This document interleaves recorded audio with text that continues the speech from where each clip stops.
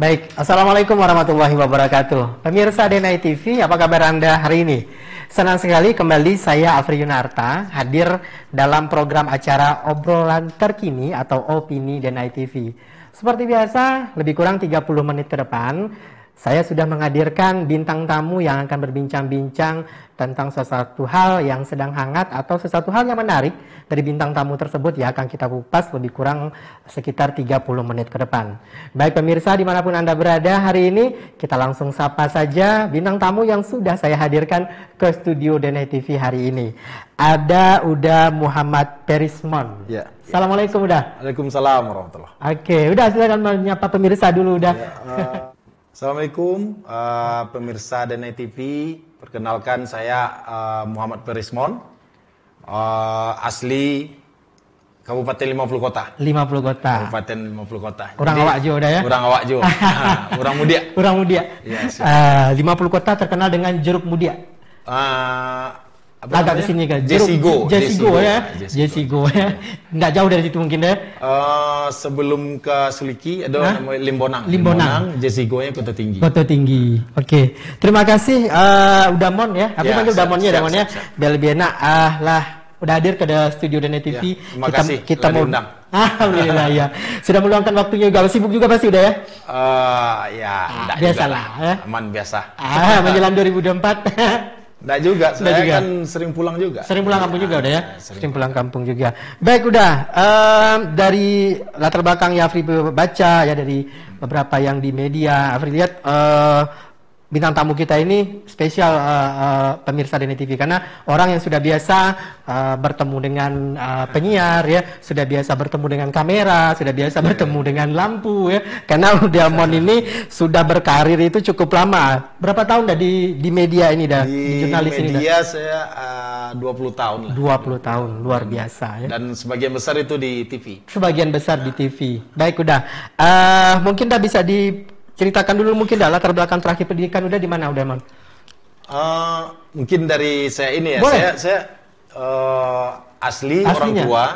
Orang tua itu di Kabupaten 50 Kota. Mudia. Dua-duanya mudia. Dua-duanya mudia ada ya.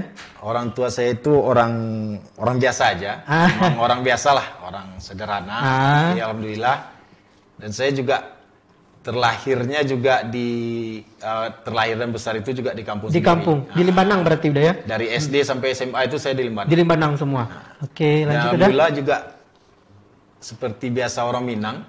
Saya juga merasakan didikan surau. Oh, didikan surau. Jadi saya di surau sampai SMP itu di surau. Oh iya, di surau udah ya? Nah, sampai ada silat, iya. Belajar agama, belajar silat itu kan memang kalau di budaya Minang kan memang laki-laki memang di surau itu identiknya udah ya. Tapi sayang sekarang udah berkurang. Sudah berkurang. Mungkin sudah tidak ada. Ya, mungkin sudah tidak ada. Itu paling sekitar tahun-tahun berapa itu udah ya?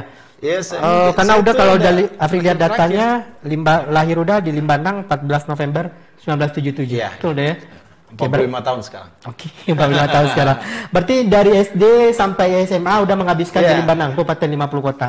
SD 1 Limbanang, SMP Limbanang, SMA 2 Payakumbuh yang di Limbanang. Yang di Limbanang. Lah, berarti sudah apa lah ya? Sudah mengenal lah ya seluk-beluk Limbanang, Kabupaten 50 Kota apapun permasalahannya gitulah lebih kurang dah ya. Insyaallah. Kemudian dah lanjut kuliahnya kemana nih dah? Kalau nggak salah di sini Bung Hatta. Di Bung Hatta. Di Bung Hatta udah mau ambil apa dah, Mon? Teknik Industri. Teknik Industri, insinyur ya? ST kami. ST. Sarjana Teknik. Sarjana Teknik ya. Insinyur itu senior sebelum itu ya? Sebelum masih 80-an mungkin ya. 92 kalau nggak salah. 92 ya, itu masih insinyur dipakai ya. Tapi setelah itu sudah ST di Teknik Industri Universitas Bung Hatta. Gunung Pangilun kami. Udah di kampus 2 berarti ya. Kampus 3 itu. Kampus 3. Kampus satunya yang kampus di 1 di Ulak Karang. Kampus 2-nya di Ayah Pacah. Oh iya, kampus 3. Tapi belum dibangun. Waktu itu. Sekarang udah ya. Sekarang udah. Baik, udah menarik sekali. Nah, setelah lulus kuliah ini apa aktivitas sudah pada waktu itu dah?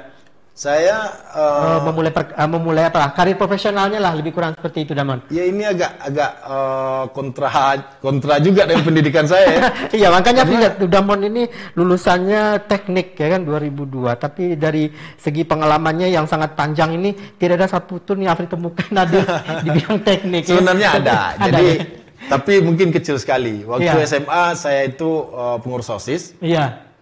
Ketua satu OSIS. Jadi pernah dikasih tanggung jawab untuk pegang mading. Majalah dinding. Betul, ya. betul, ya. Jadi itulah satu-satunya mungkin pengalaman saya. Iya. Waktu kuliah saya juga udah nggak nulis kayak ini, sibuk dengan ya maklumlah anak muda waktu itu. Iya. Tapi pas terakhir itu malah dapat kesempatannya di sana. Nah, jadi kebetulan ada Om, adik papa yang kerja di sana. Saya lihat, ini menarik nih, keren.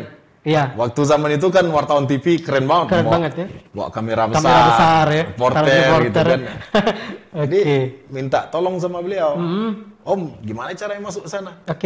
Ya udah kirim lamaran ke SCTV. Oh iya. Alhamdulillah langsung diterima jadi kameramen. Tapi sekolah dulu sebentar. Berarti sudah mengenyam sudah mengenyam pendidikan di dunia jurnalistik dulu kali ya. Baru bisa terjun ya. Itu untuk pertama kali dia terjun di jurnalistik, bergabung di sebuah stasiun televisi swasta ini, penempatannya di mana udah? Waktu itu di Jakarta. Langsung ke Jakarta. Jadi kameramen. Ya. Waktu itu di SCTV. Masih zaman Pak Karni. Iya Bang Karni itu kan ada Rosi Silalahi, Bayu Sutiono ya. Sama. Zaman itu. Karena pada waktu itu Afri zaman itu waktu kuliah di Padang juga sering ngikutin SCTV Ghost to Campus. Itu si Dwi Anggia. Ya betul. Grace ya. Karena memang pada waktu itu seperti yang udah bilang tadi di era 90-an itu memang cita-cita terbesar anak muda itu salah satunya jadi penyiar televisi. Ya apapun lah itu ya, mau jadi kameramen atau apa. Nah, pengalaman menariknya ada kira-kira ada. Ya sama lah ya. Kalau wartawan paling turun ke lapangan, bencana-bencana. Iya. Dan saya kan waktu itu juga lebih memilih ke daerah. Jadi berapa lama di Jakarta, 8 bulan atau berapa. Saya minta ke Riau. Kenapa memilih ke Riau dah? Ikut Om. Om penugasan di sana. Saya ikut gitu. Ambil di Riau. Iya, biar gampang belajar juga. Iya. Belajar sama beliau. Memang ilmu televisi dan lain-lain itu ya dari beliau lah semua. Namanya Yusril Ardani Sirompa. Om Yusril nih penyair kalau Afri dulu nggak salah ya. Benar ya, rambutnya panjang ya. Karena pernah Afri dulu. Bukan itu Yusril Katil. Ini beda lagi Yusril Ardani. Ardani Sirompa. Iya. Jadi seniman juga. Betul. Jadi saya sama beliau di tempat beliau lah di Pekanbaru. Di Pekanbaru ada sekitar 5 tahun lah. 4 apa 5 tahun. Gitu. Setelah itu saya masuk ke Antv. Pindah stasiun TV. Ya. Pindah. Posisinya waktu itu udah? Sudah reporter. Wah, iya. Jadi kalau orang daerah itu kalau SCTV koresponden. Benar. Ya, kalau Antv itu kontributor. Iya, betul sekali. Jadi saya sempat di sini waktu gempa pertama yang dulu yang ada yang meninggal di sini di pergaulan kalau ingat. Nah, itu saya pas di sini. Pas lagi di sini. Iya. Itu saya dapat gambar bagus lah orang goyang-goyang. Iya, karena gempa langsung itu. Dan tahun 2009 saya balik ke Riau. Balik ke Riau lagi. Dan sampai tahun berapa nih udah karir di dunia jurnalis ini udah khususnya di televisi udah? Kalau televisi itu sebenarnya sampai kemarin-kemarin saya masih aktif di Antv, jadi konsultan, jadi ini kan waktu di Jakarta. Jadi saya di Riau itu sampai 2014 saya masih pegang Antv. Masih Antv. Kebetulan setelah itu ada yang nawarin untuk pegang koran. Itu ada koran berita terkini di Riau yang punyanya Bupati Kampar, Bapak Jeffrey Nur.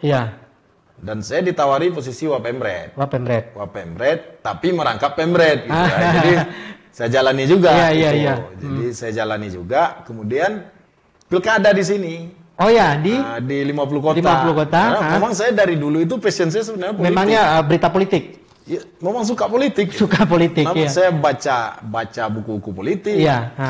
Dan suka cerita politik, ngobrol politik. Ngomong politik, gitu. ya. Memang passion saya di politik. Passionnya memang di situ ya. Ditambah lagi mungkin stasiun televisinya emang, apalagi seperti dua televisi itu memang mungkin segmentasi ke politiknya memang lebih, porsinya lebih besar mungkin udah ya. Mulai dari 2010 itu ada konvergensi antara Antv dengan TV One. Nah, jadi ya kita main di situ lah, TV One, Antv. Jadi wartawan Antv juga wartawan TV One gitu. Ya. Ngerangkap udah ya. Gitu. Oke, sementara di media cetak sendiri udah berhentinya ya karena waktu itu udah Irfendi Arbi dan da Buya maju. Ya saya bantu mereka gitu. Sampai mereka mana, alhamdulillah lah. Mungkin orang-orang kabupaten maupun kota, khususnya yang orang-orang politik sudah cukup ya. Tahulah ya. Saya ada di sana waktu itu. Pada waktu itu ya. Oke. Nah, udah itu kan perjalanan dari sisi karir ya, kemudian dari pendidikan ya.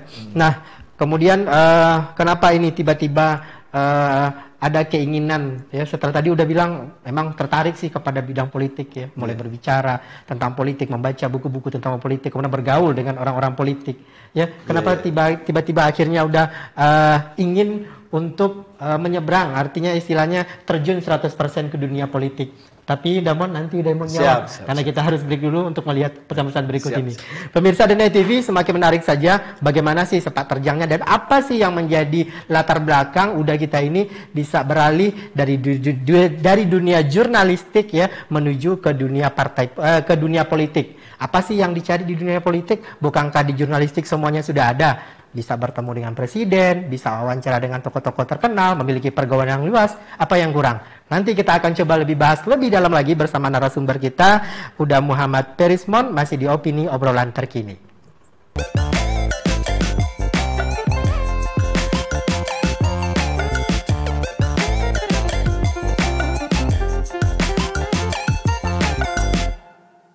Baik pemirsa Denai TV, balik lagi bersama kita berdua di sini masih di Opini Obrolan Terkini, masih dengan bintang tamu Udamon yang saya hadirkan ke studio hari ini. Menjawab pertanyaan yang tadi udah, apa nih yang sebenarnya yang melatar belakangi udah nih, ya kan, untuk masuk ke dunia politik ini Udamon. Bisa sedikit Udamon? Jadi tadi saya udah bilang passion saya itu passionnya memang di politik gitu. Ya. Dari saya pun juga sudah aktivis. Ya, di masa kuliah. Ya, kuliah dan SMA pun, SMP juga saya pengurus OSIS, ketua OSIS. Sudah aktif organisasi gitu udah ya. Ketua satu OSIS gitu kan. Ya. Jadi memang passionnya itu di politik dan kita itu besar. Saya itu generasi 98. Yang betul-betul mendapatkan ilmu politik lah dengan keadaan yang ada. Keadaan yang ada pada waktu, berarti pada zaman reformasi. Iya, zaman reformasi itu, semua mahasiswa itu turun ke jalan. Mau tidak mau, harus belajar politik. Iya. Karena itu momennya. Momennya pada waktu itu ya. Dan memang passion saya di situ. Kemudian, saya juga, ya itu makanya saya waktu itu ikut kampanyenya Dapen sama Peri Buya. Iya. Da Buya.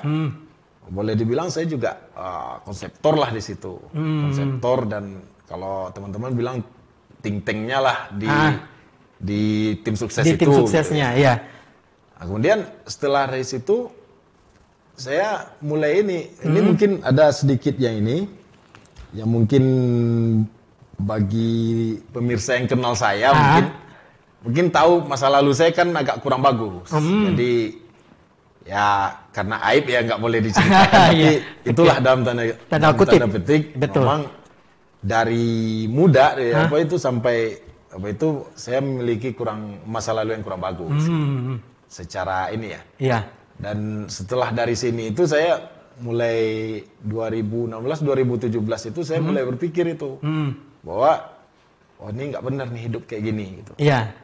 Akhirnya saya ngaji lah, ngaji karena waktu itu memang tidak kenal Allah, agama dan lain-lain. Iya. Kurang dekat lah dengan yang namanya agama gitu, udah ya. Memang bagi yang kenal saya rasa paham lah, ngerti lah, gitu, maklum lah gitu kan. Iya. Nah, jadi saya ngaji dulu, saya tobat, saya umroh, pulang umroh, saya udah benar-benar tobat lah.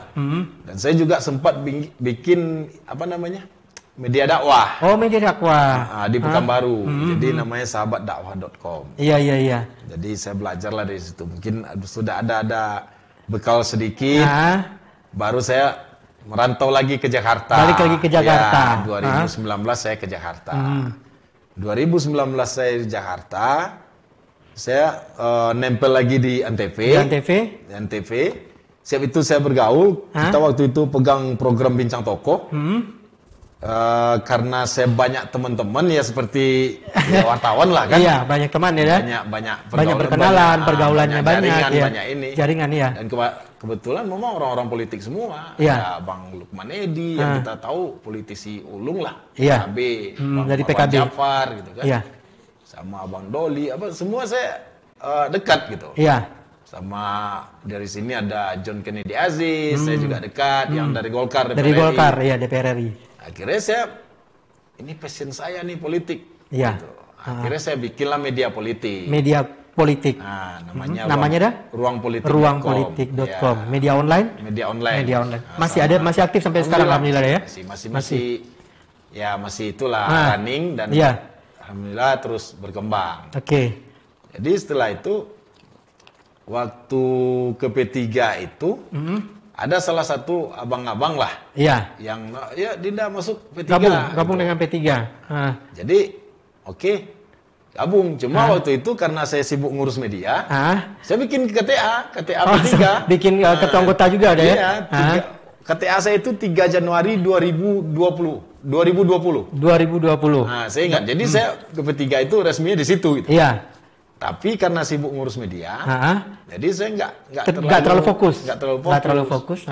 Beberapa bulan yang lalu, mungkin Agustus September udah berapa bulan inilah, saya dipanggil sama teman-teman itu, sama abang-abang itu, dan sampai terakhir juga dipanggil Mas Sekjen, sama Ketum P3, PLT Ketum Pak Haji Muhammad Mardiono. Iya. Ayo kita bersama-sama di sini. Gitu. Jadi dan saya istiqoroh, ini akhirnya politik praktis gitu. Oke, ayo. Kenapa udah memilih P3 udah? Apakah memang dari latar belakangnya, atau memang karena ini partai politik? Apakah memang ini orang tua? Karena dulu kan partai emang di zaman Orde Lama kan partai emang 3, ya kan? Apakah itu? Kenapa udah harus berlabuh kepada partai P3? Alasan pertama saya itu mungkin dalam periode 2016 sampai 2019 itu saya benar-benar belajar agama, dan itu jadi patokan saya bahwa saya harus berjuang melalui partai agama. Oke. Dan waktu itu saya belum berpikir partainya apa. Iya. Cuma nggak tahu juga, saya sebenarnya dengan P3 ini punya garisan. Kenapa ya saya tertarik dengan P3 dari dulu? Punya chemistry gitu aja ya. Dan memang orang tua saya itu dulunya juga pemilih P3. Kalau orang muda itu waktu 3 partai dari dulu. Kalau partai agama pasti P3. Iya. P3 ya. Dan kita tahulah orang muda. Iya. Setiap pemilu itu pasti P3. Akhirnya jalan nggak diperbaiki. Ya kan itu dulu kan. Iya. Jadi memang irisan saya itu ada P3. Ada P3-nya udah ya. Oke. Nah, setelah udah diminta untuk terjun ke dunia politik, diajak lah untuk bergabung ya di dunia politik. Sempat mikir lagi nggak ada? Ini kan sesuatu hal yang harus dipikirkan masak-masak ya, karena banyak efek yang kemudian banyak sesuatu nanti yang harus dikorbankan untuk ke dunia politik ini. Ada terfikir 2 kali mungkin, tetap jadi jurnalis saja deh, ya kan? Biarlah jadi jurnalis tapi jurnalis politik. Ada nggak agak kepikiran waktu sebelum membulatkan tekad untuk memang fix untuk maju di melalui partai politik inilah? Ya, udah pasti. Karena pertama, ruang politik itu sendiri lagi berkembang. Lagi berkembang pesat. Iya. Jadi, masih banyak yang belum selesai nih di ruang politik. Iya. Kita masih punya impian besar lah untuk membesarkan ruang politik itu. Iya. Yang kedua, dengan saya memutuskan masuk P3, ini ada resiko bahwa jaringan saya yang di luar P3 itu agak menjarak.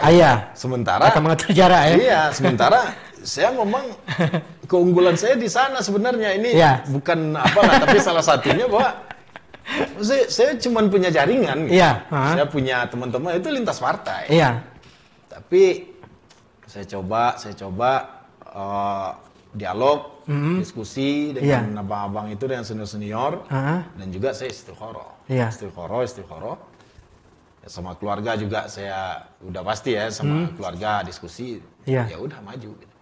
Dan ini kan waktu pertama sekali Pak Mar ngajak saya, Pak PLT Ketum dengan Sekjen itu ngajak saya, dilepas dulu gitu. Ayo kalau mau ini.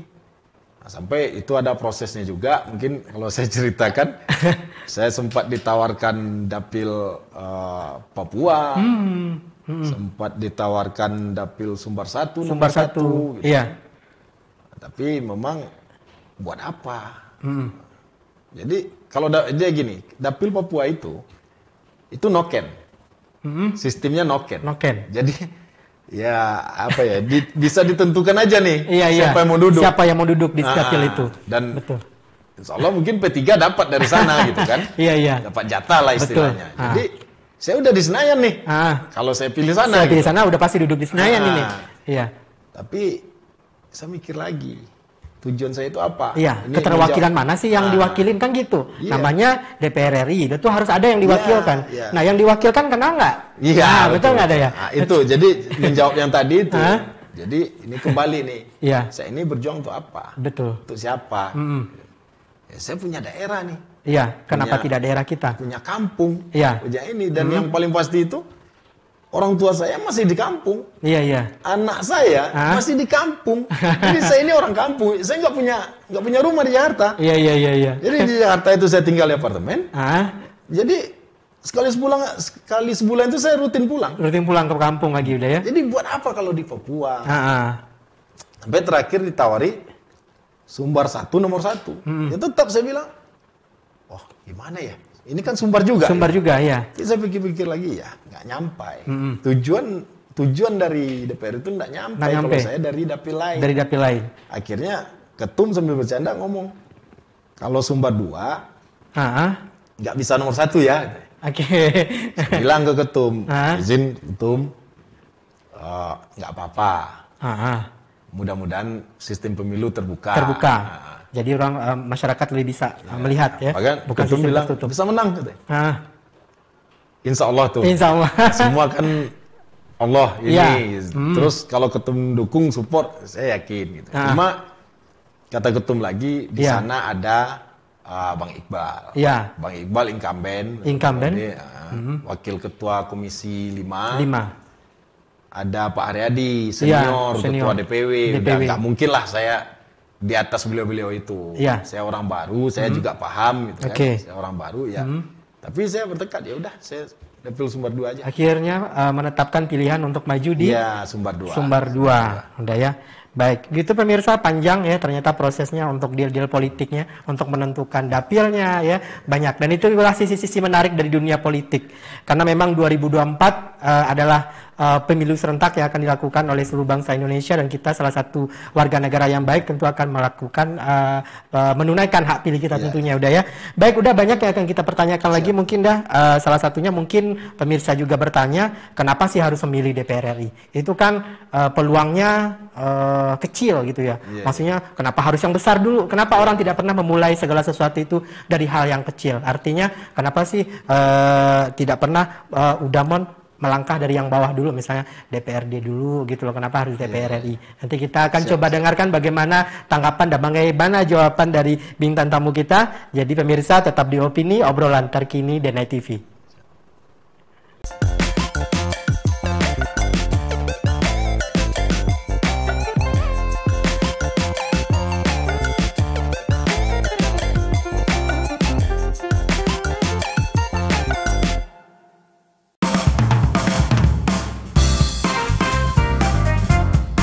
Masih bersama Opini, obrolan terkini, dan kita masih bersama bintang tamu udah Mon ya, Muhammad Perismon.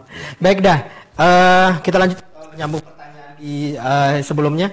Kenapa udah langsung memilih ke DPR RI udah? Bukankah di level DPR tingkat kabupaten atau kota kan masih bisa dah, kalau hanya sekedar untuk memperlihatkan kita itu peduli dengan kampung halaman udah. Apa bedanya DPR yang di Senayan itu dengan yang di kabupaten kota? Udah sampaikan dah. Pertama mungkin kesempatan. Jadi kesempatannya di sana. Di sana, oke. Tuh, mungkin. Kesempatan. Bahasa udahnya, kesempatannya di situ, Abri. Lihat. Oke. Yang kedua, peluangnya di situ, ya? Iya, peluangnya di situ. Iya, mungkin ketua-ketua partai di daerah nggak percaya kita jadi. Luar biasa udah kita ini. Bahasanya pemirsa ya, bahasanya. Sedangkan peluangnya di situ dan kesempatannya di situ. Apri mau ngomong apa? Ya, memang seperti itu. Lanjut dah. Ya itu. Jadi mungkin, tapi saya dulu pernah coba di kabupaten juga. Tapi belum terpilih. Oke. Tapi memang kesempatannya itu sekarang di DPR RI ini bukan karena merasa lebih mampu, tidak. Mungkin banyak yang lebih mampu, banyak yang lebih siap untuk berjuang apa semacam. Tapi bukan berarti saya tidak siap ya. Insya Allah di saat saya selesai ikhtiar, saya siap. Siap dan dengan segala-galanya gitu. Dengan segala-galanya kita siap bertarung lah. Dan saya juga ngomong sama ketum waktu itu, ketum kalaupun misalnya saya tidak menang, tidak pemilih suara terbanyak, minimal saya akan membantu P3 mempertahankan kursi. Dan P3 dapat kursi 1 di sini. Betul, ya. Minimal mempertahankan mempertahankan. Tapi saya ini seperti kata teman-teman saya ini petarung. Dari dulu saya bertarung. Fighter ya. Suka bertarung ya kayaknya ya. Jadi setiap ada kesempatan kita bertarung. Iya, yang penting itu kan sebenarnya siap. Siap secara batin, siap secara jasmani. Dan jangan lupa juga ini kan semua orang pasti menilai DPR. Itu butuh uang yang banyak. Finansial itu yang paling penting. Dan saya juga jujur bilang, saya nggak cukup kuat untuk itu. Tapi di saat saya menyatakan saya siap, berarti saya punya sesuatu yang bisa mungkin melebihi dari itu. Dan saya juga yakin masyarakat bisa saya pahamkan bahwa tidak semua itu butuh uang. Tidak semua itu maksudnya harus dengan uang. Harus dengan uang. Ada cara-cara lain yang bisa dilakukan. Ada cara lain. Cuma kan kita memang untuk ini perlu uang. Kalau itu insya Allah kita siap. Saya punya abang-abang. Dan jujurnya kalau misalnya untuk ketum sama sekjen janji juga bantu saya. Itu janjinya saya nanti tinggal tagih. Tinggal tagih janji mereka. Tapi kalaupun misalnya tidak, oke, misalnya yang lain-lain tuh kayak kaya, kita miskin. Kita tinggal yakinkan aja masyarakat ini bahwa kita ini senasib loh. Kita ini sama-sama orang miskin, ayo orang miskin pilih orang miskin. Pasti saya menang gitu. Karena orang miskin lebih banyak daripada orang kaya. Orang kaya, populasinya udah ya. Tinggal meyakinkan aja lagi. Tapi memang itu insya Allah saya siap. Dan saya juga kekuatan saya kalau ditanya itu ya jaringan. Dan insya Allah saya siap. Oke. Udah, apa sih sebenarnya nanti yang membedakan ruang lingkup pekerjaan udah nanti kalau di DPR RI itu dah? Jadi masyarakat mungkin bisa tahu itu kira-kira udah kalau milih DPR RI itu apa sih keuntungan buat masyarakat pemilihnya gitu loh. Kerjanya nanti seperti apa, wewenangnya seperti apa gitu dah. Ini sebenarnya pertanyaan yang saya tunggu-tunggu ini. Jadi tadi sengaja Afri simpan itu. Jadi ini agak serius lah ya. Agak serius. Afri kayak gini deh. Lanjut dah. Jadi banyak orang menilai DPR RI itu bisa membangun jembatan, bisa membangun jalan. Tidak. Itu bukan tugasnya. Tugasnya itu tugasnya eksekutif. Tugasnya pemerintah. Dan salah satu mungkin saya belum sampaikan juga bahwa salah satu yang memancing, yang memompas semangat saya untuk maju DPR RI ini adalah untuk mengisi selama ini kekurangan-kekurangan yang saya lihat di daerah. Jadi saya mohon maaf saya tidak menyebut nama. Tapi itu saya rasakan. Saya ini pulang minimal sekali sebulan saya pulang. Jadi saya yang udah rasakan sama teman-teman ada putus hubungan antara pusat dengan daerah. Jadi DPR itu fungsi utamanya itu adalah sebagai jembatan antara pusat dan daerah. Pusat dengan daerah, pusat itu pusat dengan Pemda, dan pusat dengan masyarakat. Oke. Di sana itulah DPR RI. Disitulah dia berfungsi. Makanya ada dapil-dapil. Iya. Makanya saya tadi memilih Dapil 2, Sumbar 2 karena saya melihat di sini permasalahannya di situ. Iya. Saya ingin perbaiki. Apa itu yang saya perbaiki? Ya saya ingin masyarakat bisa bercerita dengan DPR RI-nya. Oh ini loh keluhan kami, ini loh. Begitu juga Pemda, ngopi-ngopi sama DPR RI-nya. Jangan DPR RI ini hanya pulang sekali berapa gitu, tiba-tiba bagi-bagi reses, bupatinya datang, hadir itu semacam, itu kan nggak nyambung. Iya. Jadi makanya saya punya program. Pertama itu insya Allah ini akan saya lakukan. Insya Allah. Kalaupun saya lupa nanti tolong ingatkan. Kalau memang saya terpilih dan dipercaya, Allah mempercaya gitu. Pertama sekali yang saya lakukan itu dalam bentuk programnya setelah apa itu bukan bentuk program karena program itu bukan punya kita. Bukannya DPR nanti yang mengesahkan walaupun itu pemerintah ada. Anggaran. Iya. Itu sebenarnya badan anggaran itu hanya namanya ada aspirasi. Iya. Tapi itu kan kecil. Yang pemerintah menyusun anggaran, DPR itu meneliti anggaran. Anggaran, iya. Cocok nggak ini, pas nggak ini, nanti baru kita masukkan mana yang aspirasi masyarakat gitu kan. Tapi itu kecil sebetulnya. Kecil deh ya. Iya.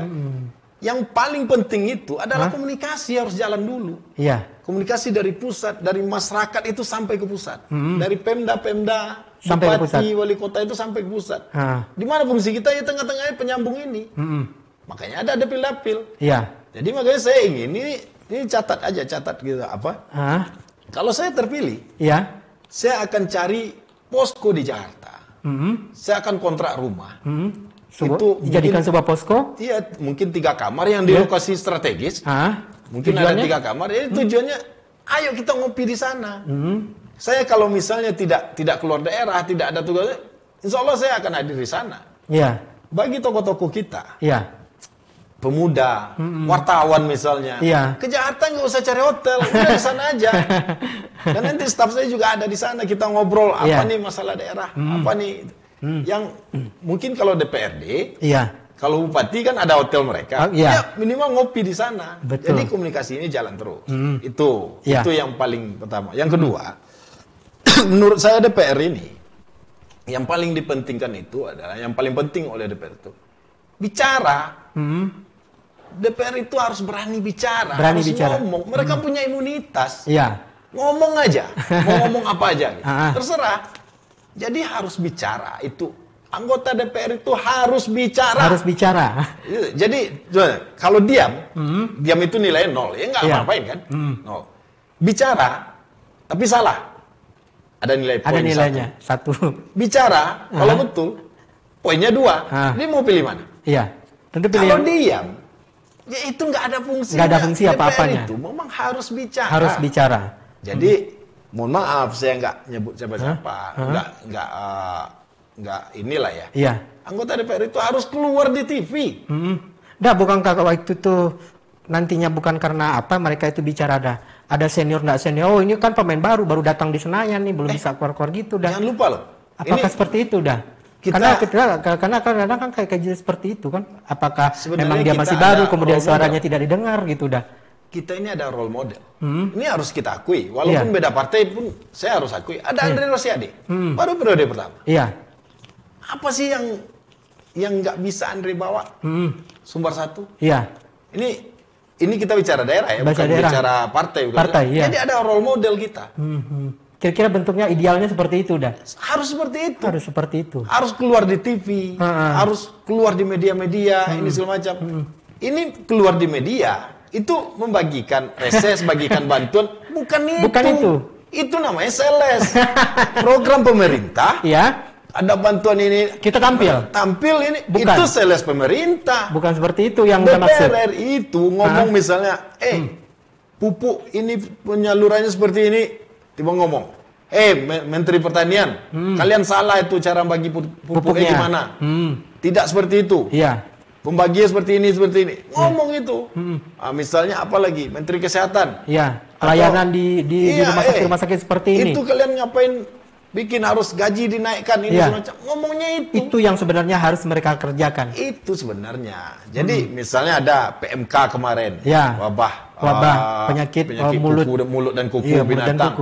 Ngomong marah itu menterinya. Woi, kenapa lambat kali? Itu masyarakat saya udah mati-mati ternaknya. Ngomong gitu. Ini enggak. Mereka sekarang mohon maaf, ini saya bukan nyebut orang. Itu lebih ke sales pemerintah. Sales pemerintah, bawa program. Datang program pemerintah, datang mereka bagikan. Itu sales pemerintah. Ini mohon maaf kalau agak keras. Saya maunya, dan saya jujur. Saya orangnya fair. Andre Rosiade kita akui. Dan memang seperti itu. Bang Fadlizon kita akui kok. Ngomong dulu. Nggak usah takut. DPR itu punya hak imunitas. Mereka boleh ngomong apa aja. Nggak perlu cemas. Nggak perlu cemas. Jadi itu yang perlu. Itu yang paling perlu.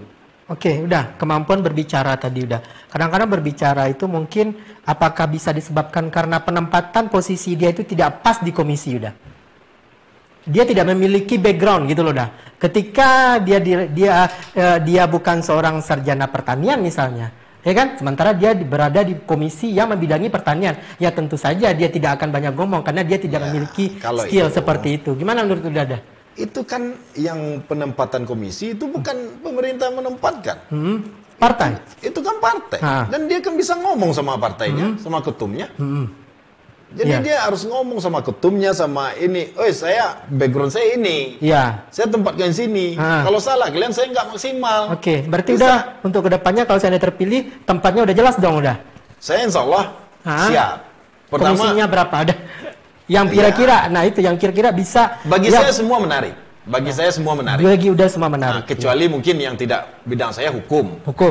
Itu komisi 1 misalnya. Pertahanan keamanan bukan bidang saya. Komisi 3 hukum bukan bidang saya. Kalau yang lain-lain di luar itu insya Allah bisa. Sanggup.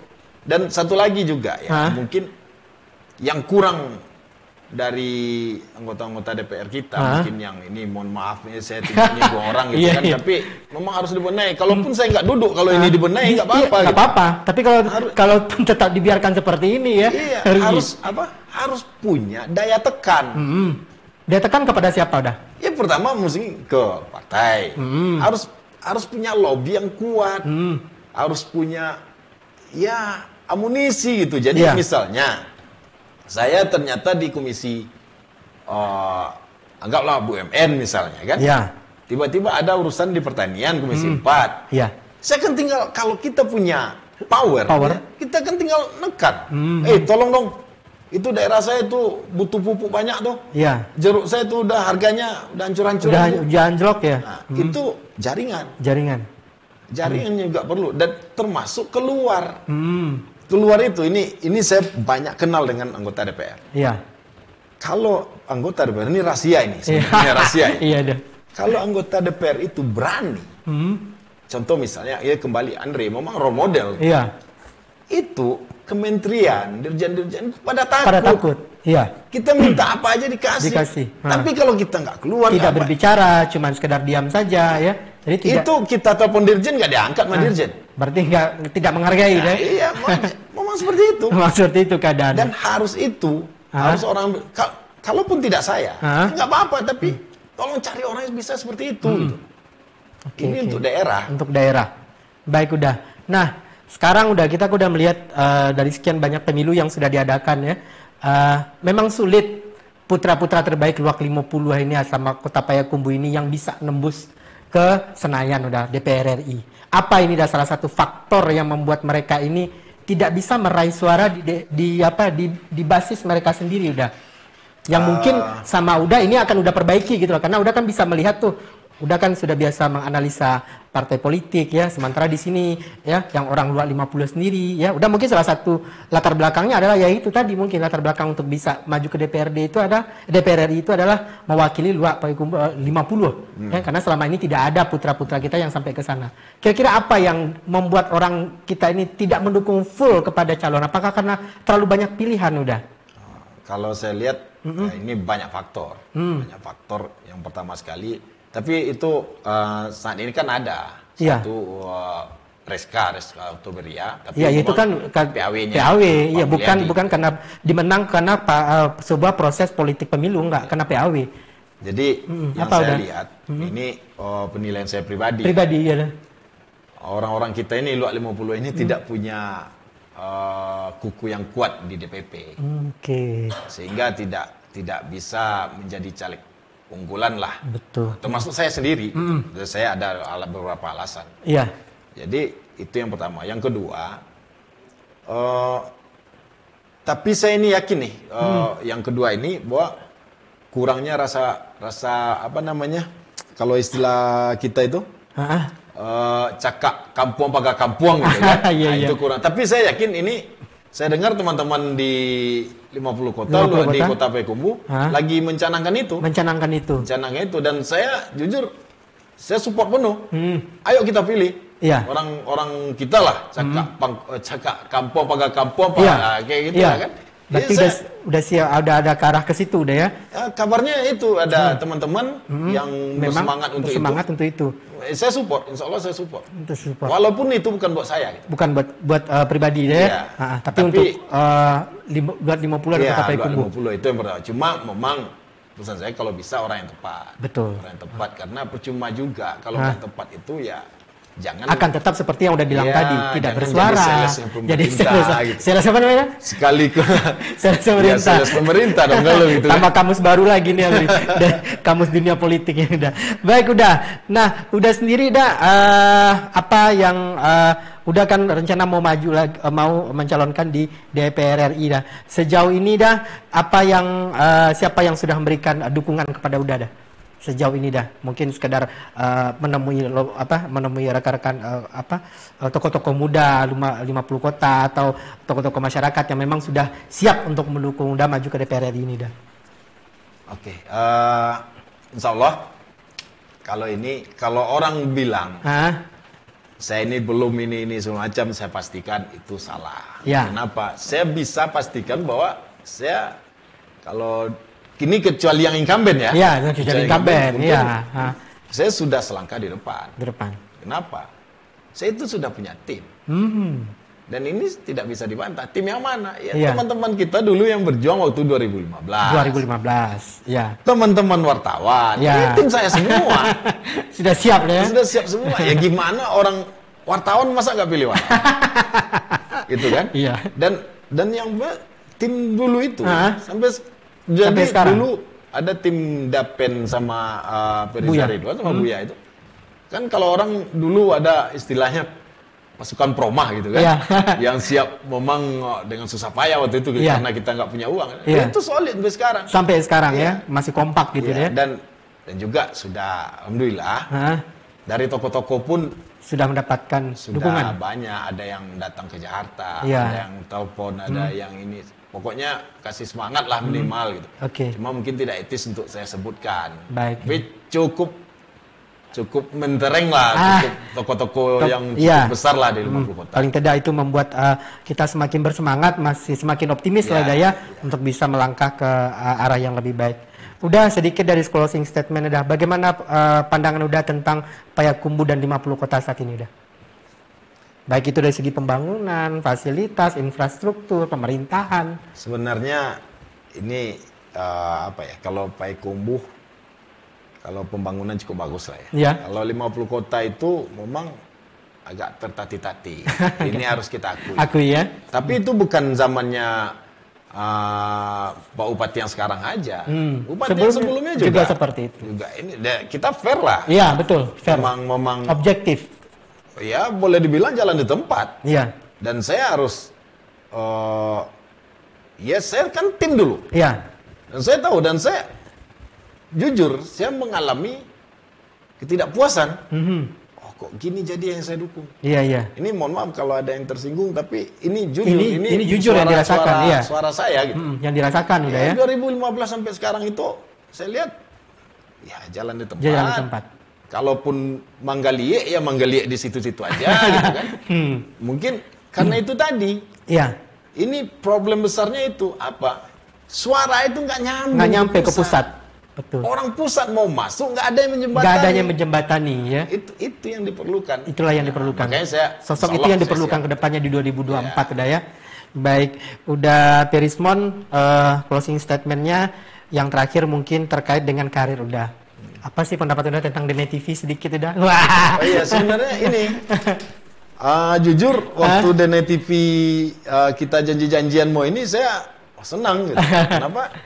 Ya pertama saya orang TV. Iya, saya orang TV. Ini Denai berpotensi. Berpotensi dan seperti itu bisa jadi pionir. Oh, terutama ya untuk 2024 ini bisa jadi pionir. Ada peluang di situ ya. Bikin dialog-dialog antar caleg. Atau yang seperti kita ngobrol tadi, ngomong caleg bicara gitu. Duduk kan calegnya di sini tanya ya apa programnya, apanya gimana sih, mau kemana ini, tanya gitu. Dan suatu saat juga dudukkan beberapa orang, adu mereka gitu, nggak apa-apa. Ya. Ini demi kebaikan loh. Betul. Ini mungkin salah satu bentuk proses seleksinya mungkin ya. Jadi masyarakat bisa menilai. Biar seperti udah bilang tadi ya. Dan itu Denai bisa ambil posisi loh di situ. Oke, baik udah. Mudah-mudahan sukses lah itu. Oke, terakhir udah harapan Damon ke depannya bagaimana udah? Saya pribadi, kalau saya insya Allah memang bagi yang tahu saya. Pasti saya ini begini-gini aja. Ya. Jujur saya ini begini-begini aja. Saya orangnya sangat sosial gitu kan. Memang tidak pernah cari kayak. Pokoknya apa yang di depan kita hadapi. Yang paling penting itu ini pesan mama saya, pesan guru. Yang apapun yang mau dilakukan itu ingat Allah. Jadi itu saya pegang. Jadi kalau cerita, saya mau sukses, alhamdulillah. Nggak sukses, ya nggak apa, berarti Allah belum izin. Belum berikan izin ya? Gitu aja. Tapi insya Allah, yang saya akan tetap bergerak. Kita masih punya media, masih punya ini segala macam. Iya. Ya, insya Allah, optimis saja lah. Optimis saja untuk 2024. Pokoknya ingat, ada Allah. Gitu kata kuncinya udah ya.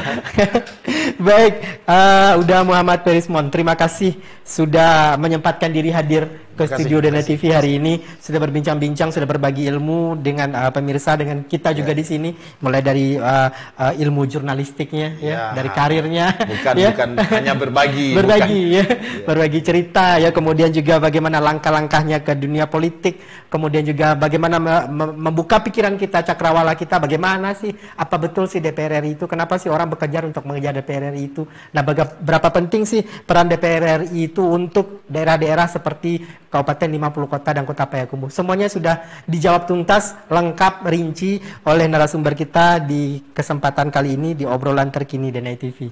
Baiklah, terima kasih sudah hadir di The Net TV. Sukses selalu dah. Siap. Amin. Baik pemirsa The Net TV, demikianlah opini kita hadirkan untuk hari ini. Terima kasih untuk kebersamaan dan atensi dari Anda. Kita akan jumpa lagi di episode berikutnya. Assalamualaikum warahmatullahi wabarakatuh.